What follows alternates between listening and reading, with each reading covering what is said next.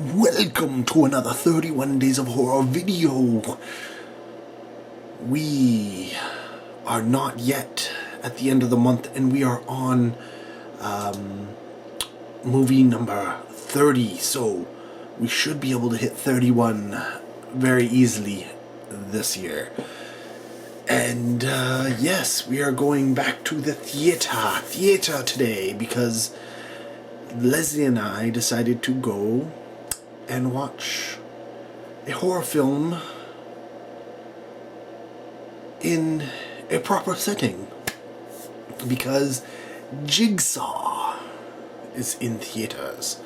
Now, I used to, believe it or not, I will say that I used to actually go see these Saw movies every Halloween.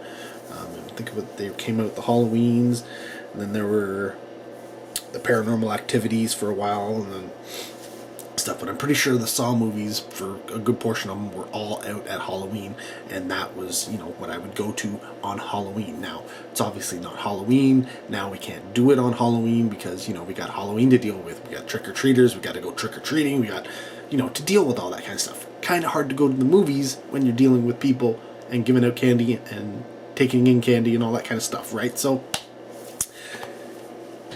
figured, you know what? Can't do it on Halloween, let's at least get to the theater and do it beforehand. So we checked out Jigsaw. Now, you'll notice Leslie is not here. Why? Because she crashed. She has already gone to Betty Bye. But she did tell me her thoughts on it in the car to pass along to you.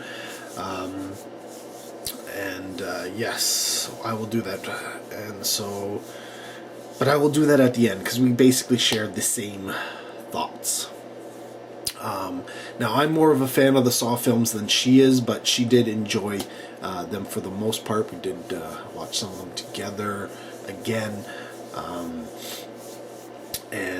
If you didn't know, Jigsaw is an add-on film. It's not Saw, blah, blah, blah. This is Jigsaw after the evil character in the films. And so this is part of the series, but it's also kind of not part of the series, but it is part of the series. Either way, it is the next film in the Saw franchise. In this one, we've got essentially the same type of thing. People end up in a game, they're having to solve clues and riddles, and they're dying, and then there's some people on the outside who are trying to figure it out, where these bodies are coming from, and there's cops involved and such. We have seen very similar kind of story previously in the Saw franchise, so the overall concept of the film isn't really new. There's a twist at the end, as is usual, where it plays together and tries to bring it all, where it explains how this fits into the entire franchise. The film is directed by the Spierig brothers, which is pretty awesome because I like the Spierig brothers. They were the guys behind Undead and what was the other? Undead. There's the vampire movie. Blah, blah, blah, blah, blah, blah. Stupid me. Why can I not think of it right now? Daybreakers. Predestination, which played at the Toronto After Dark Film Festival, was also something that they did. So they aren't new to the genre, and they have done some fantastic films previously. But I will state right off the bat that I found this to be my least favorite entry in the franchise. And Leslie was kind of on the same page in that regard.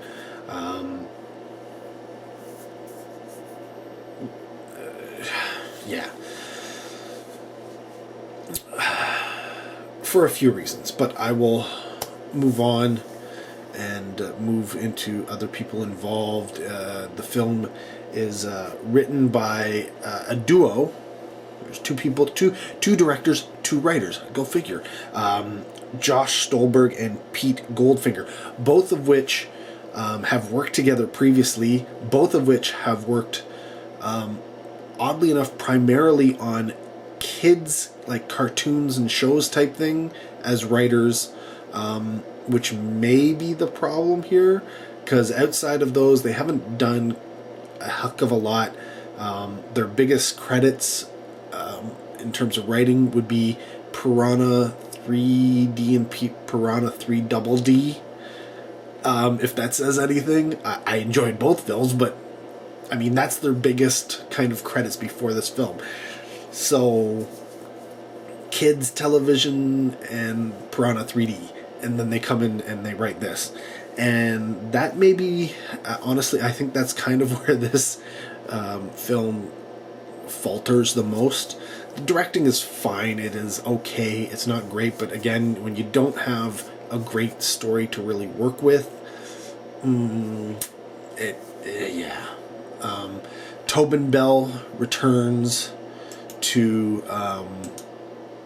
do his whole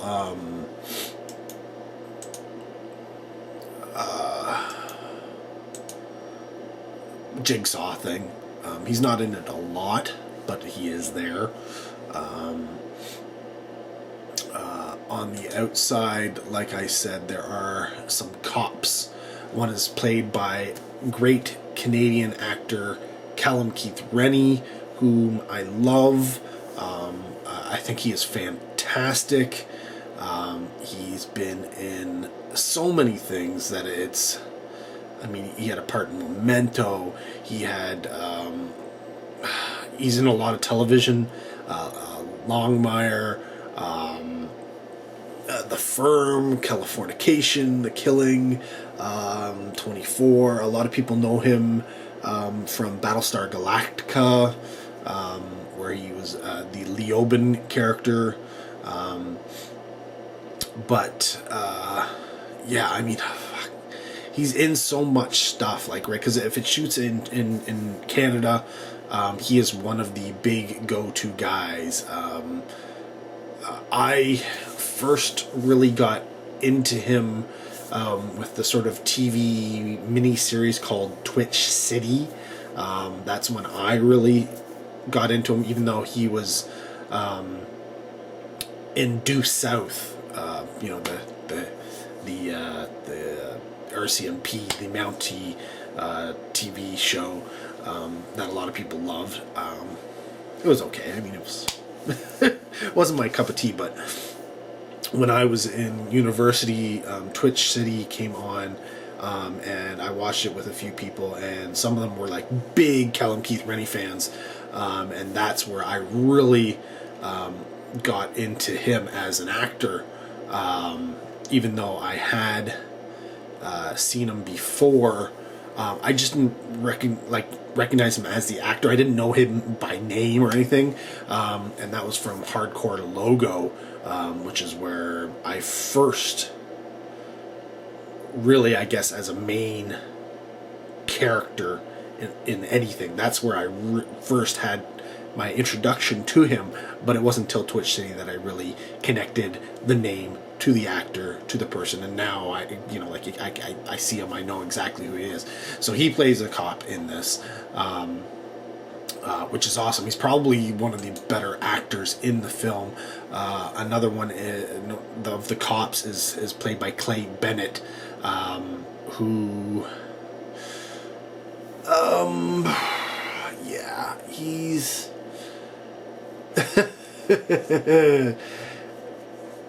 he's been in a bunch of stuff. Okay, some of it you may know, some of it you may not know. Started off with Urban Legend. He plays the credited dorky guy in the movie.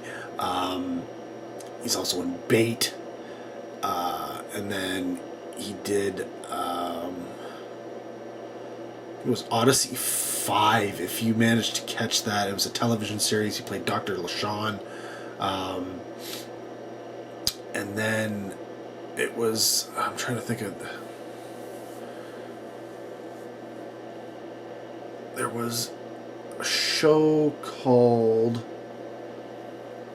The Line that he had a lot to do with, and then one called Shattered that he had a lot to do with. But for me, where I really got to know him and recognize him from was Flashpoint. Again, a lot of this stuff is Canadian, or shot in Canada, if not Canadian. So he's actually been kind of really sort of thrown into this cop motif and been doing that a lot. But where I think most people, if they manage to catch it and see it, I haven't watched it yet. And that's in the, I guess, what is it, the reboot or the rething of the miniseries Heroes Reborn. He was Harris Prime in that, before eventually coming into the Jigsaw movie. So those are the two cops. And then there's, see, this is the whole thing. There's a whole bunch of people in this film. I'm trying to think. We've got Matt Passmore plays a coroner, main character there. Again, he's one of those guys you recognize him when you see him. If you watched Last Man Standing, he was Cameron Kennedy in that. But he's just got that, that look, that the chin, the jaw, that type of thing. So it's quite possible you would mistake him for somebody else. I'm just saying. Then we got Laura Vandervoort has a role in this. You may know her from Smallville, right? She was Supergirl, or Bitten, or V, the remake of V, not I guess remake, the reboot, whatever you want to call it. We got Hannah Emily Anderson, who, I'm trying to think. She looked familiar, but I don't know what from. Gangland Undercover, I guess, would be the biggest thing that you would have seen him from. Paul Bronstein. He's one of those guys that you recognize him, but you don't necessarily know from what. And he's been in a few little things here and there. If you saw the television series Train 48, that is the most likely place where you would know him from. He was Johnny McLaughlin. But outside of that, I guess genre fans would know him from The Thing. That, I don't know, I guess their remake, reboot, kind of weird sequel, prequel movie. I don't know. That thing that came out in like 2010, 2011, I don't know, somewhere around there. Which, as a story, was okay, but The Thing had great special effects. The new Thing, they were all CG, and it just, I don't know, it lost me. Brittany Allen is also in this film. If you saw Defiance, she was Tira. If you watch soap operas, she was from All My Children as Marissa Chandler, which is probably where she has her biggest following. But Dead Before Dawn 3D would have been her genre outing before this. And then there's small role for Mandela Van Peebles. Van Peebles. Who I don't know.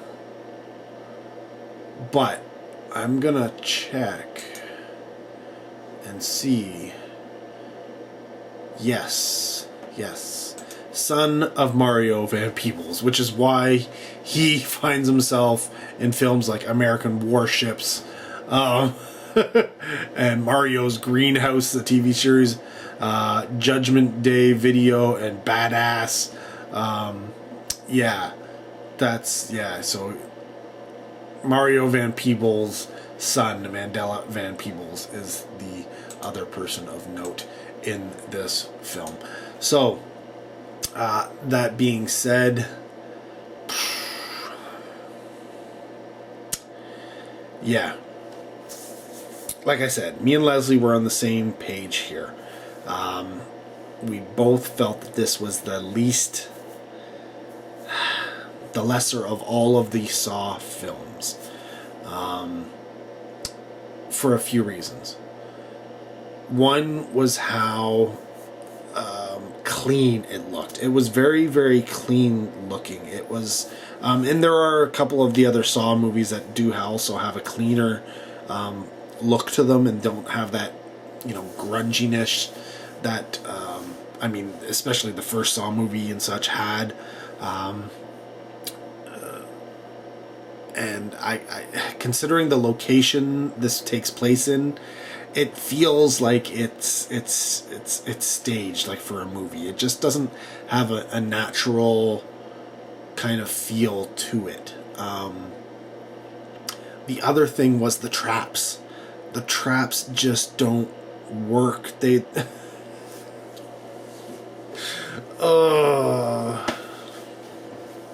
some of the traps in the other films were kind of ludicrous. We're not, you just have to admit that. But this one had a lot of stuff going on that just didn't make sense in how they actually functioned. The mechanics, the physics behind them didn't really kind of make sense.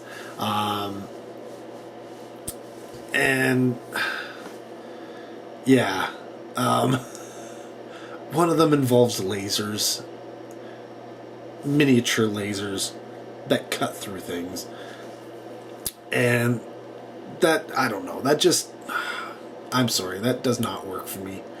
It shouldn't work for anybody. That's just, part of the thing about the Saw films was they were so awesome because the traps and stuff were like just, you built them. They were like mechanical and stuff like that. And then you have these robotic laser things going on. No. Considering this stuff, yes, this particular film talks about it, taking, I guess, 10 years after the fact of the last film, I guess. But I told you, it's late. But still, no. Mechanical traps, awesome, clean, crazy traps that don't seem to really have any basis in reality, that don't seem to have any way that they could actually function. That's a big hands down when it comes to the Saw films, and it's one of the biggest drawbacks for any of the Saw films that I have, is when one of the traps, when you're looking at it and going, that doesn't even make sense. And this film is filled with them.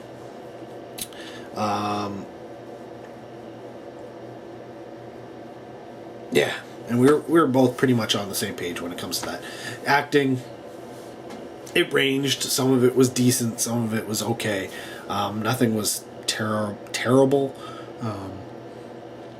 They just didn't have a lot to work with, really. Like, the film is just, like, the writing is kind of weak. It's just kind of weak. It just is. And I guess that has to do with the traps. It has to do with the overall story and even the twists and stuff like that going on. Just kind of weak. It does manage to get itself and merge itself with the whole Saw mythos. So there is that, but yeah, it's probably the weaker of all the films when it comes to the mythos in general, which is to be expected considering this is kind of thrown on way after the fact and it comes really late to the game. You kind of wonder how can this fit in there, and that being said, it does lend itself to kind of being a start for, you know, the Jigsaw franchise, or a new franchise of Saw films going off in a different direction. It does allow for that. I don't know if they will. I mean, if they can make money, I'm sure they'll do something, even if it ends up being direct-to-video. Who the heck knows? But it does. The ending lends itself to being able to do that, which I think is intentional. I think that's part and parcel to this film, is kind of like a bridging film. So you have the original Saws, and then you have Jigsaw, and then they'll have maybe whatever comes next, possibly. And this is the film that kind of, you know, bridges the two sections together, which would be kind of, it's not, this is like a taped attachment of two sections rather than a weld. You know how a weld is supposed to be stronger than the other parts?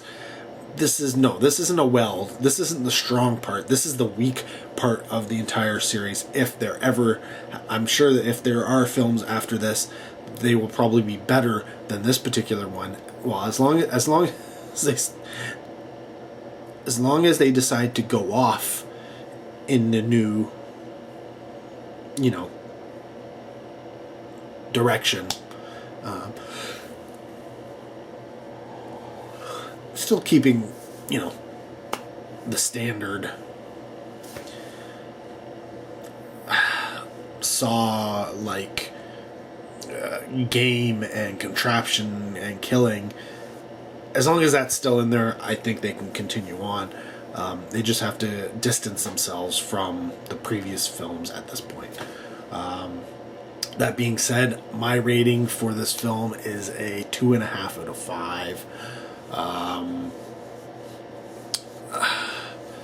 think Leslie said that she was like a 2 out of 5. But at the same time, I still kind of enjoyed. There were some moments I enjoyed about it. There is some decent gore, but I mean, yeah, it's not.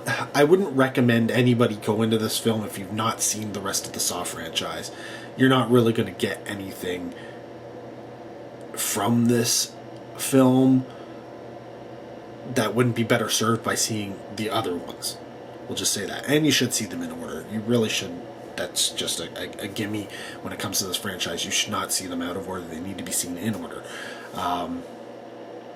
But for fans of the Saw franchise, I'm really kind of up in the air whether I can give this a recommend. Like I say, it is the weakest of the franchise, and I know a lot of people who are really into the Saw franchise who kind of bowed out after a while just simply because they were like, I'm not really feeling it anymore. They have kind of gone downhill, and I know some other people who have stuck with it, even though they're only doing it simply because they enjoyed certain installments in the franchise, and they're just kind of hoping and seeing if the next one is any good.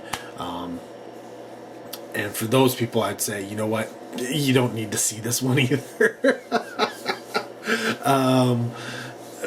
You could probably pass it up and you'll be okay.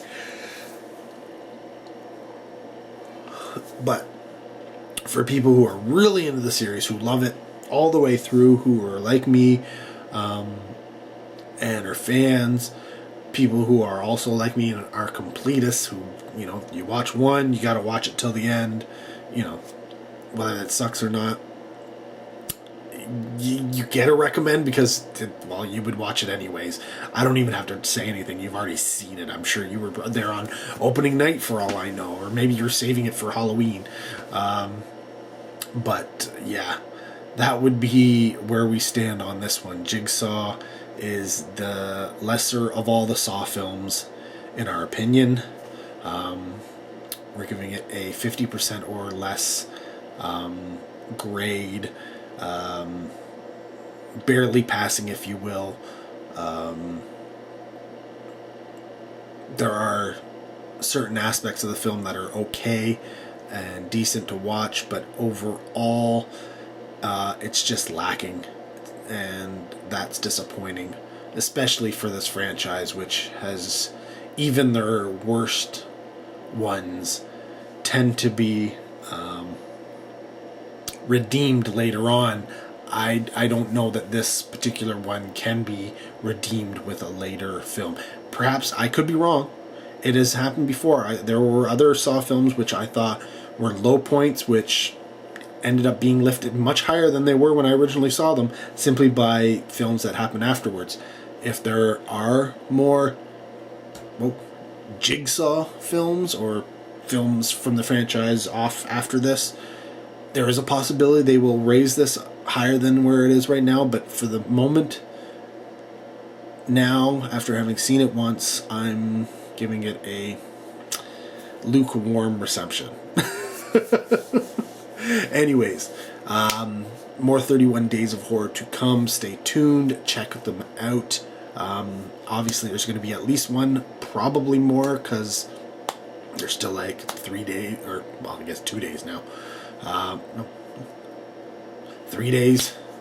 I can't count. Still to go in the month, so yeah, usually watch a movie at least a day, so let's check out the next one now. Thanks for watching. Till next video, take care. Have a good one.